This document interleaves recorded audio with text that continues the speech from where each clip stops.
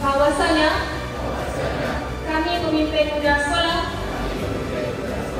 sekolah di luar dengan ini berikrar akan taat kepada Tuhan, Ibu Bapa dan guru-guru, menjadikan diri kami contoh teladan terbaik, dapat menjalankan tugas dengan penuh tanggungjawab, berdisiplin, amanah dan cekap, mengerti peraturan dan undang-undang sekolah, hormati hakikatan sekolah dan rakan-rakan, menjaga nama baik sekolah dan unit pimpinan kami, dan seterusnya sama-sama berusaha mencapai visi dan misi sekolah.